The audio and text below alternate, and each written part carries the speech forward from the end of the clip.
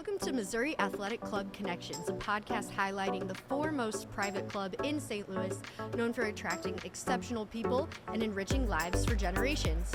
I'm Monica Ryan, MAC Communications Strategist, and today is Thursday, April 17th. There's lots of excitement here at the MAC for the USBWA College Basketball Awards. Right now, we're on the basketball court on the 5th floor, where we're going to get some one-on-ones with the players and coaches celebrating the 2024-25 season. Mikayla Blakes, the winner of the Tamika Catchings Women's Freshman of the Year Award from Vanderbilt. She joins me now. Welcome, Mikayla. Thanks for chatting with me. Thank you. I appreciate you for having me. Of course. So you were 5th in scoring in the SEC and 8th in the NCAA. Did you have high expectations for yourself going into your first collegiate season? I think this season I wouldn't have expected anything I think this season I wouldn't have expected anything like this to happen. But I'm just happy it did, and just continue to have confidence in myself, because without the confidence I wouldn't have been able to do it. That's awesome. So we all know you had so many collegiate offers. Obviously, it's been a great choice to choose Vanderbilt, but why Vanderbilt? I mean, why not? It has everything: the best facility in the country, the best coaches in the country, the best teammates in the country, the best academics in the country, and I wanted to do something uncommon. Instead of going to a Power 5 school, I wanted to make a name for myself and my school as well, and bring it back to where it was before. So what kind of day were you having when you had 53 points against Florida? Like, did you wake up different? Like, did you eat something different? Like, What did you do? I couldn't tell you what I did, to be honest. I think just going into that game and knowing it was crunch time, I had to be able to pull out a couple of buckets that we needed, and I needed 53 of them, so I mean, that's what I did. And then you did it again, not too long after that, with 55 points against Auburn. Was it a similar story? Well, one story is my roommate for both of those games, and for only the away trips of those two games, was Juice. So I think maybe she was my good luck charm in those games, but besides that, I woke up normal and did everything normal. Thanks, Juice. What's Juice's real name? Her name is Jane Waba. Okay, yeah. But also Juice. Yeah. Got it. Love that. So what are you looking forward to next season? I mean, just to be able to come out there and play with my teammates again, and to prove to a lot of people who we are, and we deserve to be a top 25 team next season, and continue to go further in the SEC tournament and the NCAA tournament. Well, we love some quick hitter questions at the MAC. We're looking for one-word answers to these. Okay. Are you ready? Okay. All right. Favorite teammate? That's hard. Madison Green. Okay, not Juice. All right. Favorite venue to play in? Probably Memorial. Yeah. Offense or defense? Offense. Favorite sport other than basketball? Volleyball. Favorite social media platform? Instagram. Favorite pump-up song? Freestyle by Lil Baby. Favorite post-win meal? Wings. Nice. Thoughts on Steak and Shake? Amazing. Best thing ever. All right, well, enjoy the night, Mikayla. Congratulations. Thank you. Duke's associate head coach and St. Louis native out of Cardinal Ritter, Chris Carrawell, joins me now. Thank you so much for making the trip. Thanks for having me. Good to be back. So Duke freshman phenom Cooper Flagg earned both USWA Men's Awards, Freshman of the Year, and National Player. What was it like to witness him this year? Cooper's an amazing player, amazing talent. You know, when he arrived on campus, he was 17 years old. And so you couldn't believe that a 17-year-old kid was doing this against really good college players. And then he turned 18. It didn't seem like he went out of the world, out of this world. And so he's a special kid. More than a talent on the court, that speaks for itself. He's a connector. So his personality was really infectious with this team. He was a great teammate, easy to coach.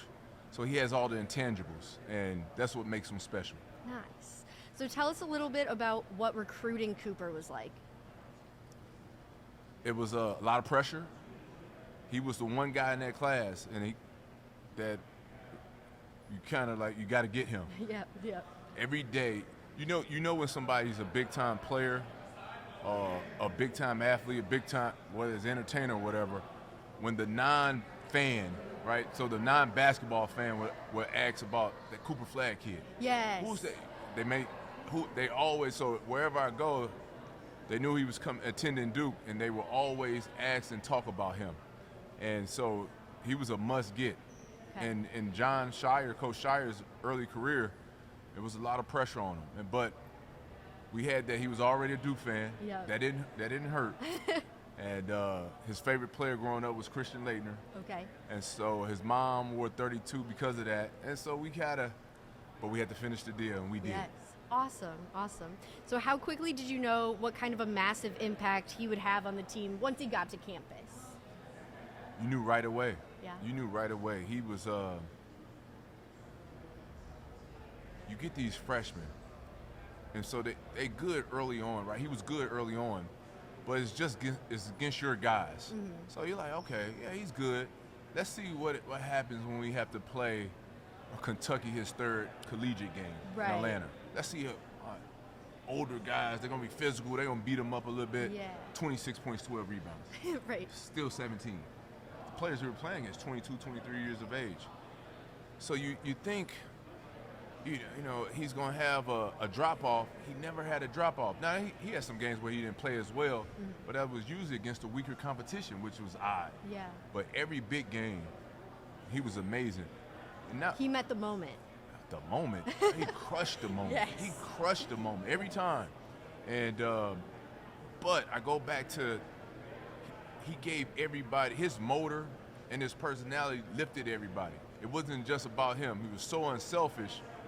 He upped everybody else's level, and that's why he's Player of the Year. The numbers speak for himself. Right. But the reason why we had a great year is because of him, because the type of player teammate he was. Awesome. So great addition to the locker room as well. Incredible. You know, this group was an amazing group to coach. Like, every year is different in college basketball now. Yeah. There's a lot going on. Yep. Transfer portal, NIL, a lot going on. This was like old school college. You know, I graduated in 2000, a long time ago. Players don't stay 3-4 years anymore. This was a 3-4 year team where everybody, they joked on one another, joked with each other, always laughing, having fun. It was just a special year. It was when we lost to Houston in the Final Four.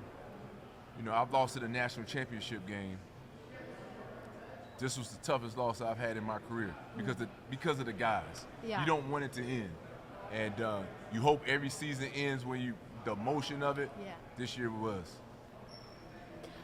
You played at Duke, like you said, for Coach K, and you've been at Duke for a lot of your career following your time playing professionally. So why Duke? Why Duke for you? That's a good question. That's a good question. I think for me at the time, you know what? I didn't grow up a Duke fan. I grew up, it was the Fab Five, and it was the UNLV with Larry Johnson and Stacey Augmon and Greg Anthony and those guys, and Tarkanian, and then Fab Five, of course. But I was like, it's Duke. You're right. And opportunity for a kid from inner city St. Louis to go play for Coach K, attend such a prestigious university, that's a once-in-a-lifetime decision. I didn't want to, but the main reason, to get back to your question, is I didn't want to live with any regrets of not going to Duke. Not like, man, if I don't go to Duke, would I look back on it and regret it? And I didn't want to live with the regret. And so I was like, look, I'm going to go. It's going to be tough. See what happens. And it ended up working out. It sure did. Yeah, it worked out. So obviously we're excited to listen to your Q&A tonight with Tom Ackerman from KMOX. But what are you looking forward to tonight? Well, the fact that Dickie V called your name growing up watching him. He said your name, you made it. And then LaPhonso Ellis, I mean, he's incredible. His high school career, college career, NBA career, but the man that he is, you know, we become good friends. You know, you look up to him and so see him, and then Meyers Drysdale, I mean, she was Caitlin Clark before Caitlin Clark. Right. She was incredible. And so I love the history of the game. I'm a historian of the game, and so you see her, and this is my first time meeting her earlier today. Like, are you kidding me? Yeah. So, I mean, she's incredible. So, I'm just happy to be here, happy to be back in St. Louis.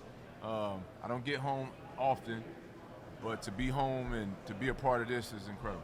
Awesome. So at the MAC, we love a little bit of a speed round questions. Are you up for it? Let's do it. All right. Let's do it. Greatest player of all time. Jordan. Favorite pro team. Lakers. Favorite venue to play in. Cameron Indoor Stadium. Favorite Coach K quote. Oh, he has so many of them. I won't say a quote. I'll just say he used a word at that time I didn't know it was a word, and we were playing so bad. We called us deplorable. So deplorable was added to the vocabulary because I don't know if he made it. It is a word, but yes. At that time I was like, he made it. He made that up. But it actually ended up being a word. Toasted ravioli or gooey butter. Gooey butter. All right. Yeah, gooey okay. butter. Yeah. Well, that's where we'll leave it. Maybe you'll get some gooey butter tonight. Who knows? Gooey butter. All right. Thanks so much, Coach. Thanks a lot. Have a good evening. Thanks for having me. Ann Meyers Drysdale, legendary UCLA guard. She was the first to receive the USBWA Player of the Year award in 1988 for the 87-88 season. The award was then named for her in the 2011-12 season. She's a Naismith Hall of Famer. Her accolades go on and on. Thank you so much for coming to the Missouri Athletic Club. Thanks, Monica. It's always great to be back here. Of course. How did it feel when the USBWA named their National Player of the Year award for you? Goodness, I was taken aback. I was totally humbled and honored, and I still am. It was a time where a lot of awards were not named, especially on the women's side, and now we have so many different All-Americans and different Player of the Year awards and so forth. So this one really means a lot to me. Oh, good. You played at UCLA from 74 to 78 and then were drafted to the Women's Professional Basketball League. How has women's basketball changed since that time to now? Well, actually, I was a freshman in 1975. Oh, okay. Don't believe everything you read. Okay. But I was a senior in 1974 and played on the USA women's basketball team. And in 1976 would be the first year we had women's basketball in the Olympics, and I was a starter on that team. But in 75, my brother David, who was at UCLA playing for Coach John Wooden, his roommate was Kenny Washington, who had been on Coach Wooden's first championship teams. And they were roommates, and they came home one weekend and basically said, how would you like to come to UCLA and play basketball on a scholarship? And I said, okay. Kenny was the women's basketball coach that year. David was a senior, and it would be the last year for Coach Wooden, and they won the national title. And so my brother was a two-time NCAA champion with UCLA, and I would go on in 1978 would be my senior year, and we won the national title then. And it was under Billy Moore, who would be my coach and had been my Olympic coach. Oh, great, great. So from then, what was it like to get drafted? Well, I was drafted in the WBL, the Yes. Women's Professional Basketball League, but in those days you had to be amateur for the Olympics. Okay. And so I wanted to go to the 1980 Olympics, and so I stayed amateur, even though I was the #1 draft pick in the new Professional Women's League. And but then I went and was playing USA basketball, had come back from Russia. My brother David was in the NBA, and he was playing with the Milwaukee Bucks, and I got a call from Sam Nassy, who was the new owner of the Indiana Pacers, and said, how would you like to try out in the NBA? And I said, are you sure? And I was like, so I looked at it as an opportunity of a lifetime. I would have to give up my amateur status, and which I did, and I had the tryout. I did not make the team, but it opened up the doors for broadcasting, but it also opened up the doors to go back into the WBL and play in the second year of the league, and was MVP along with Molly Bolin. But you know, being drafted again with the first league, not the WNBA. Right. And so I'm so proud of the league today, but just being a part of that history has been very special. Awesome. What do you think the future of women's basketball looks like?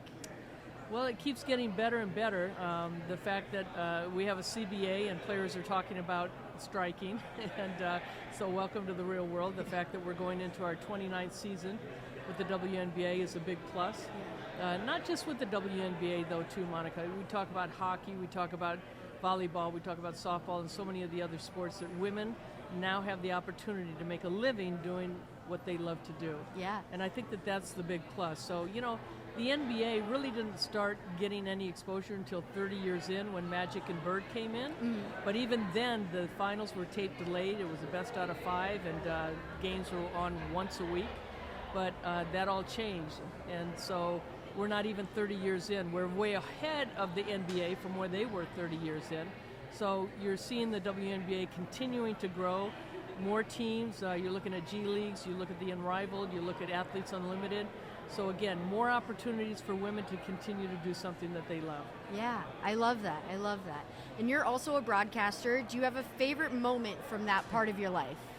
There are so many. I've been very, very fortunate and blessed to be in this business 45 years now. And I've called championship games in the WNBA for NBC and for ESPN, women's college finals and men's college finals. I've worked for CBS on the men's tournament. I've called the Olympics, 6 Olympics. And I've just been so fortunate enough to be in this business that it's something I never thought that I would get to. And actually, it was probably when I was in school, was not a career that was really open to women and really open to sports that much. There were only 3 channels at the time. And when I had my tryout with the Pacers, it was the beginning of ESPN, which a lot of people don't even think that ESPN didn't exist at a time. So very fortunate to work with the people that I've worked with in front of the camera and behind the camera. That's awesome. So a lot of memorable moments, incredible times. Absolutely. If you hadn't turned pro and then turned to broadcasting, what would you be doing? If I hadn't turned pro, again, it just the timing on everything. Because of the tryout with the Pacers, I was offered to compete in something called the Women's Superstars, and I would meet my future husband, Don Drysdale, who was a Hall of Fame pitcher for the Dodgers, and we had 3 children. Would I be a teacher? Would I be a coach? I don't know. But I sure like doing what I'm doing. Great. Well, keep on doing it. Thank you, Monica. So finally, we like to do some speed questions here. Are you up for it? Sure. Okay. Your favorite pro team? Green Bay Packers. Favorite venue to play at? Oh, goodness. Poly Pavilion. Favorite venue to broadcast at? Right now, I would say Phoenix Arena. Favorite coach? Too many. I did not play for Coach John Wooden. My brother did, but I felt that I was coached by him. But Billy Moore, Sue Gunner, Kenny Washington, I'm just, you go back to the high school days. There's so many people that touched my life and made such an impact. Favorite teammate? Julian Simpson. Favorite meal? She was my Olympic teammate and the captain of our Olympic team. Awesome. And your favorite meal? My favorite meal, hot dogs and French fries. I love that. Ballpark food. That's right. All right, thanks so much. Lovely to meet you, and Meyers Drysdale. Have an excellent evening. And happy Easter to you. And Yes. Monica, you do a great job. Oh, thank you so much. With me now is St. Louis area native LaPhonso Ellis. He's one of the best Lincoln High Tigers. His jersey is retired at Notre Dame, and he had an 11-year career in the NBA. LaPhonso, thanks so much for hopping on the pod. My pleasure. Thanks for having me. Awesome. You're here tonight to help us celebrate college basketball. What's one of your favorite memories from your time at Notre Dame? Wow, I was just talking to Coach Dick Vitale about that this morning. It has to be when, that would have been 1989. We played Syracuse, which was a top 10 team at the Carrier Dome. And nip and tuck game the entire game. And with about 30 seconds left, Syracuse scored to go up 1. And we ended up only having about 3 seconds on the clock. And Coach Phelps, Digger Phelps, who was my coach at the time, I remember being so calm and made our little huddle so serene as he drew up the play, and I was involved in it. I set a little back screen for my point guard. The ball was inbounded, thrown to me over half court. I made a little hook pass to him. He knocks down the 3, and we beat a top 10 team, Syracuse, on their home floor in the Carrier Dome. That's one of the awesome. greatest memories I had from college. Did you get booed at home? They were at home? Actually, they didn't boo. I think the audience was just stunned because Yeah. they weren't used to losing on their home floor. They couldn't believe it. Oh, some of the people that I've worked with in the past, one particularly is like a brother to me, Rich Hollenberg, who's a talented play-by-play for ESPN, who covers primarily the Big 12. He was at Syracuse, and we're the same grade, so he teases me about it incessantly. Well, that's awesome. Well, you have one up on him. Indeed. Yeah. So how has college basketball changed since your time in South Bend? Yeah, There's certainly a lot more three-point shooting, obviously, with the influence of the NBA, not as much inside-outside play. So that's been the most significant change, and obviously when this new era of NIL and unlimited transfers, and so that's created an interesting dynamic in our sport that I'm a little concerned about, in that I thought one of the things that really allows fans to connect with our sport is you have a talented freshman that comes in, they anticipate that talented freshman is going to be there at least for 3 years. Yeah. But now with that talented player able to transfer after the first year, I'm just interested to see the impact that that's going to have on our sport going forward. Yeah, it hasn't been that long. We haven't fully seen what it's going to look like yet. Yeah. Of course, we're excited for you to get up on stage and do a Q&A with Tom Ackerman. And put you to sleep. No. With my answers. But what are you looking forward to tonight? Just getting it up, because many of the patrons who participated today at lunch are here tonight. And so it'll be fun re-engaging with them to hear some of the great stories that Coach Vitale tells, and does a tremendous job. And Chris Carrawell, of course, is here in place of Cooper Flagg, and just all of the great stories and the insights that they have. I'm just looking forward to taking that in again. Awesome. Well, finally, we would like to do some speed questions around here. Are you up for it? I'm up for the challenge. I'll give it a try. Kaylin, I need some help. All right. Favorite pro team? Denver Nuggets. Favorite venue as a broadcaster? Favorite venue as a broadcaster has to be Allen Fieldhouse. Best player of all time? College or pro? Oh, pro. Michael Jordan. Best college player of all time? Christian Laettner. Favorite coach? College or pro? Oh, your coach. Favorite of my coaches? Yes. I'm not saying, because that'll get me in trouble. All right. Favorite pump-up song? Say it again. Pump-up song. That's a tough one for me, because I'm not. You're not getting pumped up right now? No, but I don't need music to get pumped up. I'm a self-starter. I'm self-caffeinated. Okay. Party in the USA. I like it. A little old school Miley. Yes. Favorite meal? Barbecue. Awesome. Well, hopefully you can get some barbecue while you're in town. I just had some. I ate at Pappy's this afternoon. There we go. Pappy's right by SLU. Indeed. Awesome. I went to Yes. SLU. Did you really? I was at Pappy's often. Nice. Question for you. Yes. There's a place that's like 3 blocks from here. I think, is it Sugar, Sweet? Sugar Fire. If you had yeah. Pappy's or what's it called, Sugar Fire? If you had the two sitting here, which one would you prefer? Why? Okay. Come talk. I can't hear you. Get on the mic. Oh my gosh. Yeah, I had Pappy's growing up way more often, so I prefer it. So is it a quality thing, or is it a food taste thing that you prefer? I think it's the taste, but also the atmosphere of like being at Pappy's. I love it. Yeah. Yeah, that's great. The thing I love about it is they have their own parking area, so you don't have to park up the street. Exactly. Yeah. No, I'm with you. I love Pappy's too. Well, we'll have to get some Pappy's tomorrow to celebrate the end of this event. All right, have a great evening. My pleasure. Thanks for Great having to me. meet So you. nice to meet you too. Sorry for taking over your podcast. I loved it. I loved it so much. Extraordinary experiences are always happening at the Missouri Athletic Club, that is for sure. Thanks for tuning in to another amazing episode of Missouri Athletic Club Connections. Stay connected with us through the events calendar, MAC website, and social media, as well as our MAC app, and we'll see you soon.